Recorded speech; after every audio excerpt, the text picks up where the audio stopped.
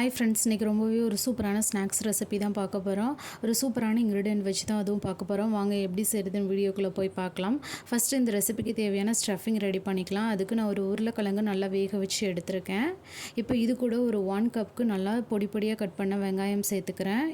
இது கூட கொத்தமல்லி கொஞ்சம் சேர்த்துக்கிறேன் பொடி பொடியாக கட் பண்ணி. இதில் ஒரு 1/4 டீஸ்பூனுக்கு மஞ்சள்தூள், ஒரு 1/2 டீஸ்பூனுக்கு கரம் மசாலா, ஒரு 1/2 டீஸ்பூனுக்கு மிளகாய்த்தூள், இந்த டிஷ்ஷுக்கு தேவையான அளவு உப்பு போட்டு நல்லா மசிச்சு விட்டுக்கோங்க. எல்லாமே ஒன்றோட ஒன்று நல்லா மிக்ஸ் ஆகுற மாதிரி நல்லா மசிச்சு விட்டுக்கோங்க. கொஞ்சம் கூட திப்பியே இல்லாமல் நல்லா மசிச்சு விட்டுக்கோங்க. இப்போது நான் எல்லாமே ஓரளவுக்கு நல்லா மசிச்சு விட்டுட்டேன். இப்போது என்கிட்ட ஒரு 4 அப்பளம் இருக்குது. இதை லைட்டாக அந்த மாதிரி தண்ணியில் 2 சைடும் நல்லா டிப் பண்ணுற மாதிரி டிப் பண்ணி எடுத்துக்கோங்க. ரொம்ப நேரம் வைக்க வேணாம், சும்மா ஒரு முறை நம்ம நனைச்சிட்டு வெளியில் எடுத்து வச்சிடலாம். இதே மாதிரி நான் எல்லாத்தையுமே நனைச்சி எடுத்துக்கிறேன். இப்போது நான் நனைச்சி எடுத்ததுலேருந்து ஒரு அப்பளத்தை எடுத்துக்கிறேன்.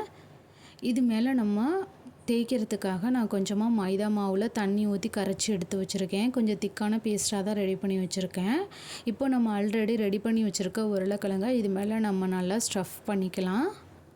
இப்போது எல்லா சைடும் நல்லா ஈவனாக ஸ்ப்ரெட் பண்ணி விட்டுக்கோங்க. இப்போது இதை நான் ஒரு சிசர் வச்சு நமக்கு எந்த ஷேப்பில் வேணுமோ அந்த ஷேப்பில் கட் பண்ணிக்கோங்க. நான் இப்போ இதை ரோல் பண்ண போகிறேன், அதனால் இந்த ஷேப்பில் நான் கட் பண்ணிக்கிறேன். இப்போ நம்ம ஆல்ரெடி அதை தண்ணியில் அப்பளத்தை நனைச்சதுனால உங்களுக்கு ஈவனாக இந்த மாதிரி ரோல் பண்ண வரும். இந்த மாதிரி ரோல் பண்ணிக்கோங்க. 2 சைடு இருக்க உருளைக்கிழங்கு நம்ம எண்ணெயில் போட்டதோட பிரிஞ்சு போகாமல் இருக்கிறதுக்காக தான் நான் மைதா மாவில் டிப் பண்ணி எடுக்க போகிறேன். சும்மா 2 ஓரங்களை மட்டும் இந்த மாதிரி டிப் பண்ணி எடுத்துக்கோங்க. மைதா மாவு கொஞ்சம் திக்காக இருக்கிற மாதிரி ரெடி பண்ணிக்கோங்க. இப்போது இதே மாதிரி நான் எல்லாத்தையுமே ரெடி பண்ணி எடுத்துகிட்டு வந்து நான் எண்ணெயில் போட்டு பொரித்து எடுக்க போகிறேன். இப்போது இது எல்லாத்தையும் எண்ணெய் எனக்கு ஆல்ரெடி சூடாக இருக்குது. இப்போ இது எல்லாத்தையுமே நான் போட போகிறேன். அந்த மைதா மாவில் லைட்டாக டிப் பண்ணிவிட்டு போடுங்க. அப்போ உங்களுக்கு உள்ளே இருக்கிற உருளைக்கிழங்கும் உங்களுக்கு எண்ணெயில் உதிராமல் இருக்கும். இப்போ நான் ஒன்று ஒன்றா எல்லாத்தையும் போட போகிறேன்.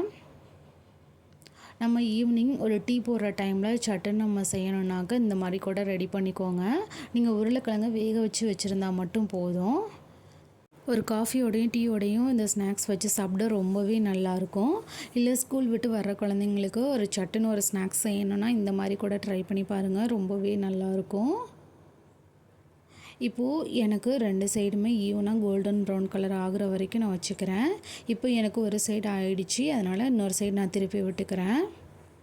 ஃப்ளேமை மீடியம் ஃப்ளேமில் வச்சுக்கோங்க, ரொம்ப அதிகமாக வச்சிட வேணாம், உங்களுக்கு அடி பிடிச்சிரும், கருகிடும் ஒரு சைடு.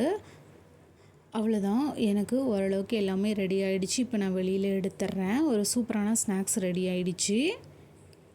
இதை நீங்கள் சாஸ் கூட வேணாலும் சர்வ் பண்ணலாம், இல்லைனாக்கா புதினா சட்னி கொத்தமல்லி சட்னியோட வேணாலும் சர்வ் பண்ணலாம். ரொம்பவே நல்லாயிருக்கும். நீங்களும் ட்ரை பண்ணி பாருங்கள். ட்ரை பண்ணி பார்த்துட்டு உங்களோட கமெண்ட்ஸை சொல்லுங்கள். தேங்க்ஸ் ஃபார் வாட்சிங். DD Shine recipes and tips சேனலை லைக் பண்ணுங்கள், ஷேர் பண்ணுங்கள், சப்ஸ்கிரைப் பண்ணுங்கள். உங்கள் ஃப்ரெண்ட்ஸ் அண்ட் ஃபேமிலிஸ் கூட ஷேர் பண்ணுங்கள். நாளைக்கு திரும்ப ஒரு புதிய ரெசிபியோடு பார்க்கலாம். பாய்.